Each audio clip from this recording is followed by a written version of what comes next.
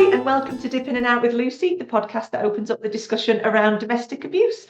I'm very fortunate this evening for me, but I'm going to say lunchtime for you, Jennifer, Yes, yes. all the way on the other side of the pond. Um, I'm very lucky to be sitting down with Jennifer Parker. And Jennifer is an author. She's a retired therapist. She also runs workshops, basically many, many hats. And I think, as I often do, it's best to hand over to the professional to explain a bit more about what they do and why they do it. So it's lovely to see you, Jennifer. Well, thank you for having me. It's a real privilege and a pleasure. And, having looked at some of your podcasts, I really liked the one you did on post-separation abuse because that's really an important subject Oh, yeah. and one that Yes. oftentimes therapists don't understand. Yeah, that's very, very true. And I think, when we chatted a while ago, I could tell that you do have that understanding, and that is a rarity. Many, many systems and organizations, and like you say, therapists, they don't understand post-separation abuse, and they sort of have that idea that, well, once you leave an abusive relationship, that's it. You're free, you're Good, good to yeah. go. Yeah. And I think what you do is it's obvious that you understand it, and that is so important because it's a very, very difficult time in someone's life. Yeah. And it's something that continues to go on and on for a substantial period of time. Yeah, in my experience as a therapist, it seemed at the end of my career that it happened much more than it did when I first did therapy. Right. Did this. I started, by the way, I did a practicum in a domestic abuse program here in the United States, in Minnesota, actually. And that just opened my eyes, not only to what was happening with survivors, because I didn't think I knew anything about them. Ha ha. Actually, it helped me to identify the pattern that had happened in my family and also what was going on in my relationship, which I was in the process of a divorce of. And so that really, when I went to become a therapist, I knew that I wanted to also specialize. I wanted to get some training in terms of how to work with domestic abuse. And so I was lucky enough to do that. I found that here in Madison, Wisconsin. And so I did that work for many years. And over time, I developed a curriculum of materials that I used both in individual therapy and also group therapy. And that showed me that I really liked not only working to empower in sessions people that putting it into there's something about writing about what it is you do that gets you to think it through more, right? Very true. You Yes. have clarity about it. And so I decided then to start a book because I wanted to reach more people. I saw how important it was for people to have a therapist that understood what was going on. Yeah. And so I ended up publishing Coercive Relationships, Find the Answers You Seek in 2021. And given my age and I decided, well, okay, I think I need to retire from being a therapist if I'm really going to give this my all in terms of marketing the book. But my other important, very important to me work was to do more workshops. Present to therapists because I heard so many times it's like, oh, I'm so glad that I found you. I wish I found you earlier because I had this or that experience that wasn't so great with another therapist. And so that's part of my mission is to really educate more therapists because it's not so much that therapists aren't good therapists, but it's that they don't know what they need to know about how to best empower people. And so that led to me really, and I'm really excited because my new website is coming out soon, which will permit me to actually sell these materials to other people in a way that is both affordable for them and also doable for me in terms of getting electronic copies. So I'm really excited about that. This is amazing. Most people would sort of go, retire, I'll slow down. Not Jennifer. No, no. And I Well, love I that. also do fun things like travel, which, by the Yeah. way, I'd like to come to the UK again. I've only been to London, and that was with a 4-year-old, so I did 4-year-old suitable things. There's a Right. lot I want to see there. You have to come back and you Anyway, have to come up to Manchester because, oh, that would be great. I'll big up Manchester because I'm from there. So I am from here, but it's a beautiful city, I have to say. Yeah, I think, it's so important, like you say, that, coming back to this idea around therapists understand it, because I think what we don't appreciate enough is, and what society in general across the globe doesn't appreciate enough is, if someone is opening up to you about anything, but in particular, if they're opening up around domestic abuse, post-separation abuse, it may be the first time for them to A, talk about it, B, they may be just sort of really starting to understand and process that what they've experienced is abuse because it's been so normalized to them throughout the relationship, whatever that relationship was, whether it's with a family member, whether it's with a romantic partner, whatever it is, abuse comes in many, many forms. And they have no self-worth or self-esteem. That's all been, completely and utterly destroyed in them. So it takes a lot for somebody to come forward. So we need to have that language and those responses, don't we, to be able to allow someone to think, actually, I feel safe to talk to you about this, because that shame and blame culture, I don't know what it's like in Oh, the yeah. US, but over here in the UK, we talk a lot these days about that shame and blame culture. Why didn't they leave? Why did they stay? Why were they with that person? We're always putting that onus on the Yes. victim or survivor. Whereas actually, the onus should be on the person that is causing the harm, whether that's physically, emotionally, mentally, financially, they are the ones at fault. And I think, I don't know what it's like for you, in, like I say, in terms of that, is there that kind of blame and shame culture around domestic abuse? Oh, it's definitely here. Okay. Definitely here. So Yeah. part of my workshops always includes looking at the cultural beliefs, the cultural, system of Mm. domination that actually is kind of built in, and the shaming and blaming that happens when people aren't, even sometimes people feel blamed because they lost their job when it had nothing to do with them. I Yeah. mean, you know. Yeah. Um, so yes, we definitely look at that. And that also, it's important for therapists, and of course, all therapists know that they need to be on top of their countertransference, if you know what that is. Now, I'd If like the you to, I issues that understand come up, transference, but you could explain this a bit more for me, please, if you would. countertransference. So it's like we all have our own histories, our personalities, the families we grew up in, the things that we learned. And that's just, and we need to be aware of how they influence us. And Yeah. so as therapists, we can, maybe we get impatient with somebody without even thinking about it, thinking, well, why aren't they doing this? Why aren't they doing that? So it's important. I talk to therapists about the importance of really being aware of the specific kinds of things, Mm. the kinds of transference that can come up, or countertransference, So that can interesting. come up with survivors. Mm. Because, for instance, let's say you experienced abuse. Yeah. So it could be that you might be more likely, it's like, well, I did this, so why don't you do that? When it might not fit for that person. Or Yes. if you've never experienced abuse, then it might be harder for you to understand why Mm. they feel so hopeless and helpless, why they're responding in the way they are. And so Yeah. it's really important to notice those things in ourselves. That Just is, as it's yeah. important to notice our intuitiveness, about what someone might need because from taking them from our feelings. So That's that's a very Yeah, I could sorry. I could not agree with you more. And that's something that when I do different sessions with organizations, one thing I talk regularly about is, how, say, two people who've been impacted by domestic abuse, how they react to those situations, how they react to what comes next, potentially if they've been able to leave that situation, how they react to these things is going to be very different. Even if there's similarities within the context of the abuse that they experience, they might be in a group setting where they're talking about it, but how they react emotionally or, physically or mentally, whatever it is, it's going to be different. And you're right, it is so important that we realize that no two people are the same, and timing is a big one, isn't it? Timing is Yes, everything. Timing is definitely. huge. Yeah, I've found that a lot over the years when you talk to people. And the context of of that they're living in.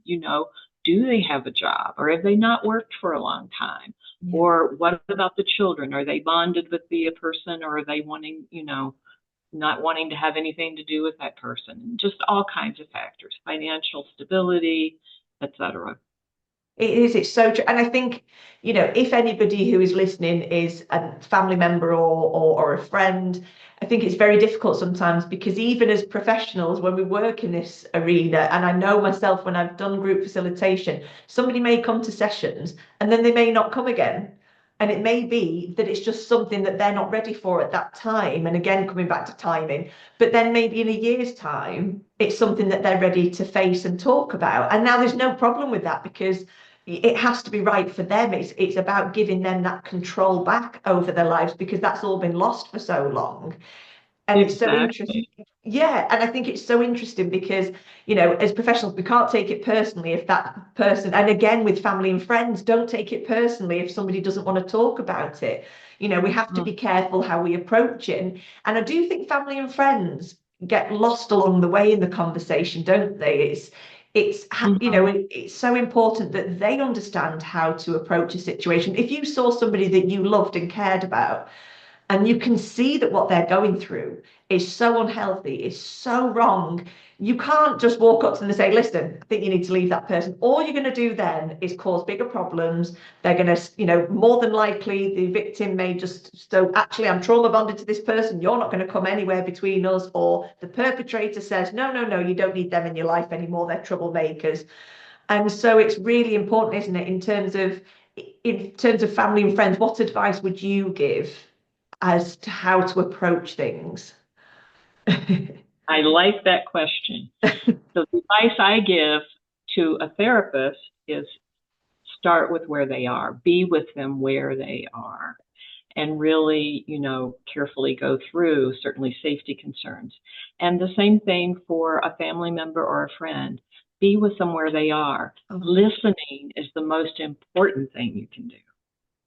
And, as a therapist, I had to also remind myself of that sometimes because, you do get that automatic pull. It's like, oh, I'm concerned about their welfare, kind of feel this pull to maybe fix it or tell them what they should do, but no, no, no. It's like listening is really important because you know what happens when you're heard? Oh, Because people get hurt in their relationship. When you're heard, yeah. it helps you to think through and to really face your reality even more. And so the best thing that a family or friend could do is to say, what do you need from me? Yeah. Yeah. Maybe it's, Oh, I what do love you that. need from me? Or would you be interested in, I'm aware of this organization over here. Would you like to know about it? Very permission giving, very giving them the power, because again, they don't have that in the relationship, giving them the power to say what they want. And I think there needs to be a movement that says, meet them where they are, be with them where they're. That I think in all the conversations I've had, that's never been an answer if the conversations come up about family and friends. And I tell you what, that's absolutely perfect. Lots of people say listen, and it's so important. 100% we have to listen because you're giving them the voice back.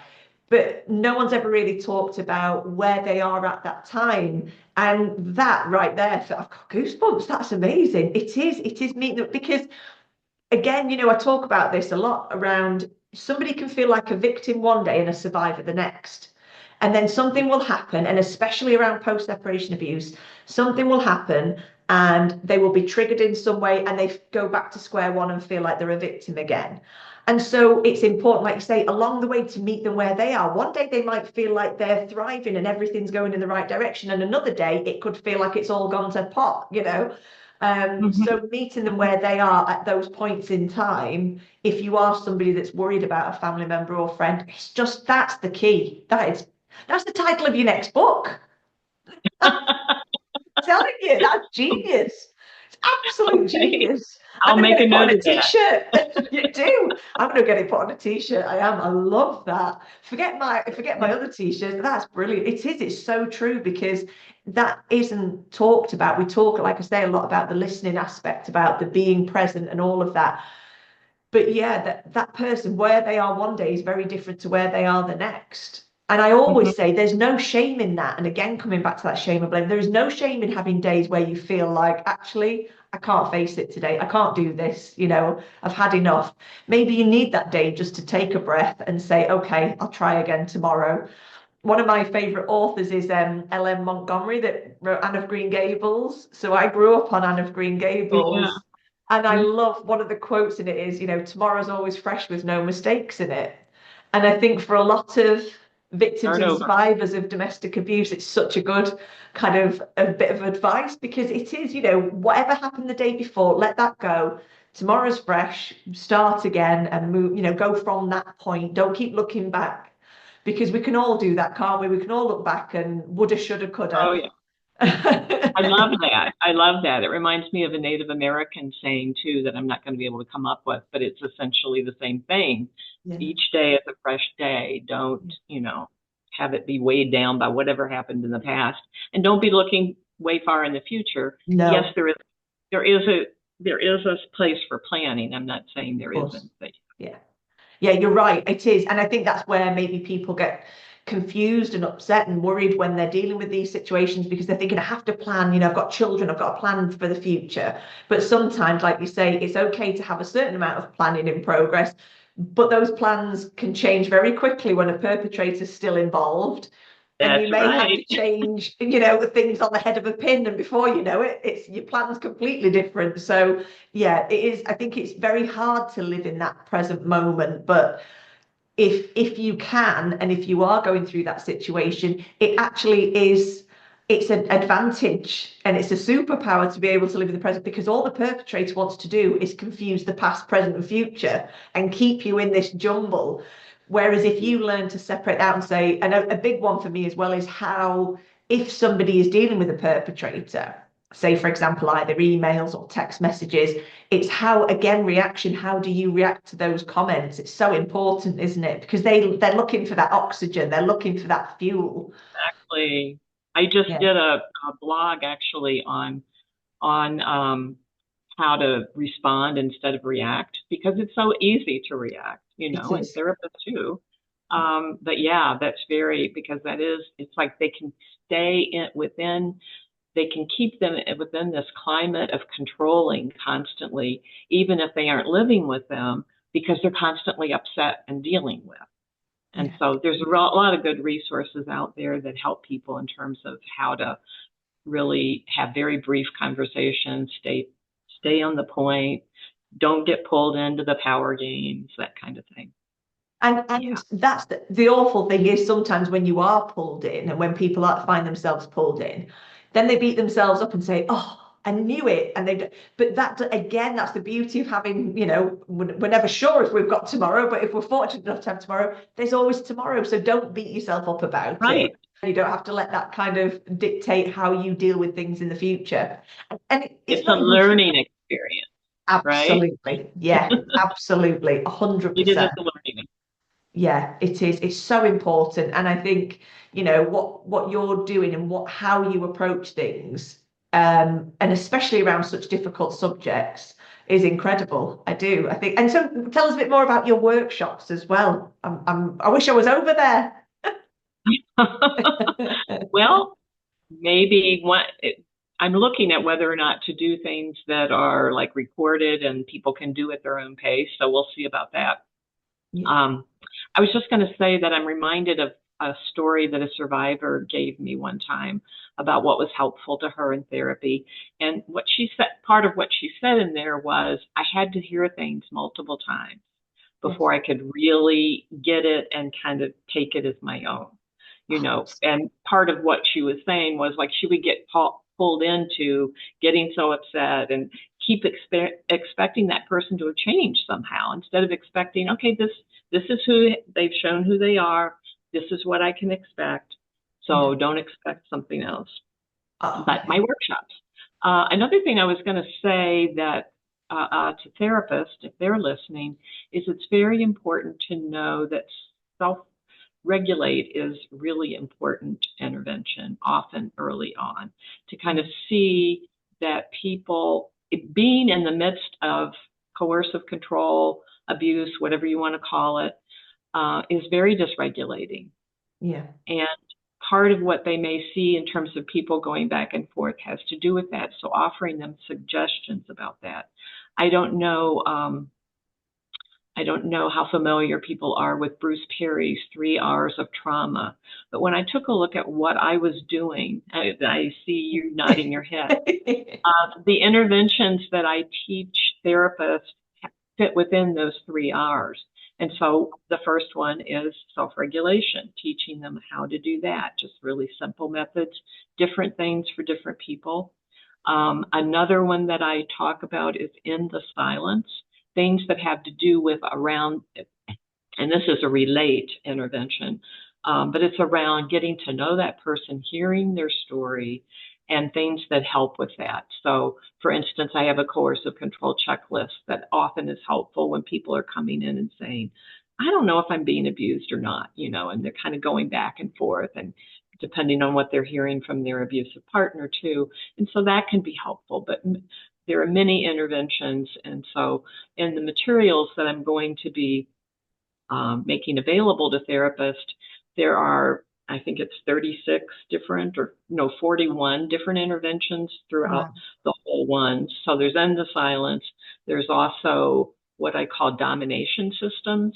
So those things, all the domination beliefs that cause other kinds of oppressions. And we need to be aware as therapists that if somebody's experienced racism, or even poverty, or any other kind of oppression in their life, that also, they're dealing with both of those things. Yes. And that impacts how they experience intimate partner abuse. For instance, if you have experienced racism by police, then you're not going to be apt to feel like you can call the police, right? Absolutely. It's just one example. Yeah. Yeah. And then there's all the reason, the things that fall under reason, such as mind mastery, learning to really observe what you're thinking, not believe everything you're thinking, learn how to change some of your thoughts so that they're more self-enhancing. And then boundary repair is another one. Then what I call find your voice, which essentially is about assertiveness strategies, because regardless of whether somebody is assertive with other people or they were assertive before the relationship, it's dangerous to be assertive in the relationship. And then that can kind of flow into affecting how you are with other people too. And then the last one is just recognizing the post-traumatic growth that can come out of this kind of thing. And I'm offering a free download for people of something called Recognizing and Building Resilience. And one of the things that is to be able to give to clients, but it's helpful for therapists to read as well. Yeah. But to have that as a resource. And one of the things it does is it walks people through, first of all, what is resilience? And then the resilience strategies that we often don't identify in our culture that survivors use, that people who are victimized do use. For instance, and I like to talk about this one, it is a strength anytime you're in an intimate relationship to be able to look at yourself and say, well, is there something I'm doing that's wrong here that's causing this? That's a strength. Yes. That's a resilience strategy.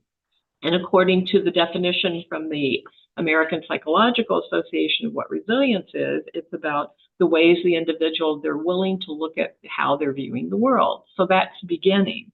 Then, of course, what happens is that is also an intimate relationship. If you experience that with somebody else, it wouldn't be as hard. As in an intimate partner relationship, it's much more personal. You are going to be asking yourself, and you have something invested in that person. Mm-hmm. And so eventually people work themselves toward the resilience strategy of really looking at, no, wait a minute. And therapists can be helpful in that. This isn't okay. This is not what an intimate relationship is supposed to look like. Yeah. But just identifying those, looking for information, finding books, looking for podcasts, those are all resilient strategies. And so helping people to recognize those in themselves. God. And then the handout also talks to, because it's for survivors, it talks to, these are the things that'll help you heal. which really goes along with the interventions that I just talked about that therapists can use. Yeah, that's amazing. And I think I've already put that on my website. Hopefully, I think that's already on Oh, there. great. Great. So we'll double check, but yes, because things like that, and it's amazing that you're doing things like that, free downloadables, because again, you hitting all the nails on the head. It is about recognizing those little wins, isn't it? In a way, those positives, those resiliences that maybe you didn't realize that you were, and there's a lot of people that talk like that, saying, you see it a lot on social media. I had a really bad day today, and then this happened, and then it kind of it's the story's turned around and it becomes a positive. And you see that again in people talking about their domestically abusive situations, and it's like, I couldn't drink a certain type of drink because my partner said I couldn't, and we couldn't buy it or we couldn't afford it, whatever it would be, and eat certain foods, wear certain clothes. And even if it's just something like you're starting to wear a certain top that you think actually looks quite nice, or a pair of jeans, whatever it might be, those are all things that you're taking those little bits of yourself back. But maybe Yeah. people don't see it as clearly, because those are, and recognize those things, because it may seem like nothing to somebody else, but to you it's, this is huge. It was interesting, I had a lady on the podcast, oh gosh, last year, and she's a journalist over here on TV, and she'd experienced coercive control, and she was talking about how she'd lost, financially lost everything. And her mom had given her some money to go and buy a coffee in a coffee shop. And to buy that for herself, she said how free she felt, how independent she felt. And Yeah. I use that as an example quite a lot, because I think, we all just think of walking in a coffee shop and buying ourselves a takeaway coffee or tea, whatever it is, we can do that. But for somebody that has been so constrained for so long, and restrained from doing all the things they want to do, it's a massive thing, isn't it? And for her to recognize that and see, actually, buying a cup of coffee is huge. Yeah. I agree.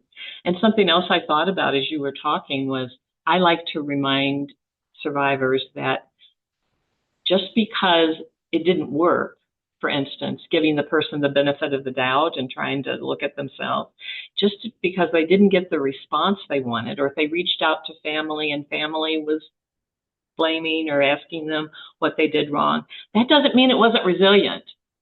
Yes. It doesn't reflect on their ability to be resilient. It reflects on, well, that's just where that person is. That's that person's response. That's so true, because again, it's that blame and shame. It comes back to that, well, I did everything I could and it still wasn't enough. No, it was enough. From, that was that resilience. It was enough. You did the best you could. But unfortunately, the other person, it would never have been enough for them.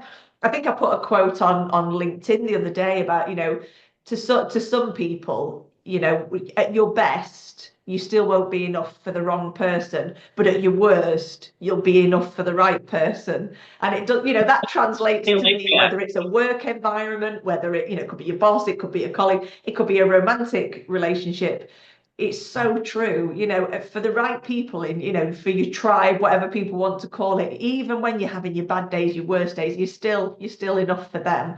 And I think that's really important, isn't it, for us to recognize that it's so.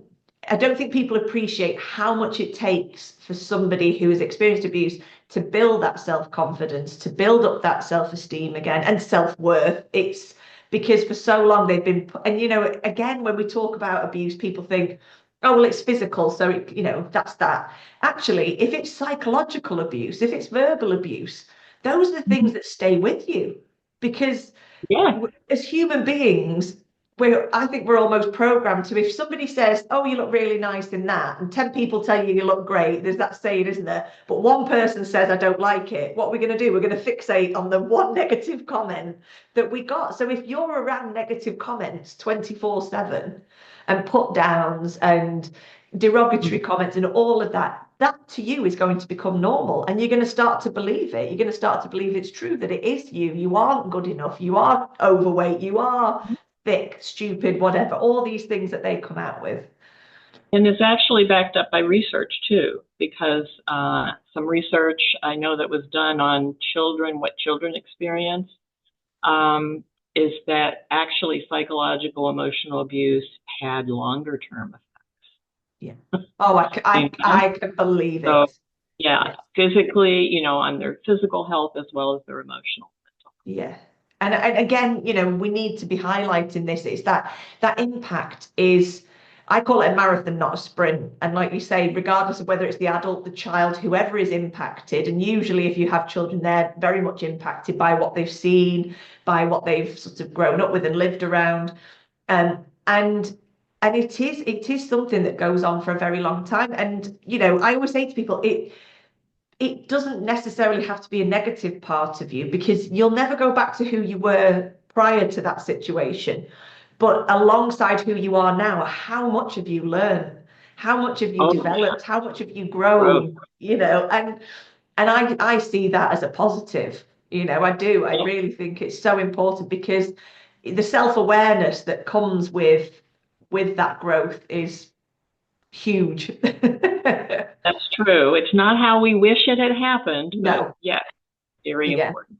Yeah, and that's where I think we need to be focusing on these positives, that yes, there is an impact. Yes, it will have an impact, probably for the rest of your life, but that doesn't, and that's why I think a lot of people end up working in these sorts of industries and in these areas when they work around domestic abuse, because they want to give back. They want to say, actually, I've found a space and place in my life now where I'm good. I'm not perfect, but I'm good. So now I want to try and help impart a little bit of what I know and support other people. And I think that's always so empowering when those with lived experience can support others and do it in a way that, we all know nobody's situation is the same as anybody else's. It's all very unique to that person. But for me, it always comes down to letting somebody know they're not on their own, because it's so isolating, isn't it? So isolating. Yeah. Yes. And I just want to recognize how important your podcasting is.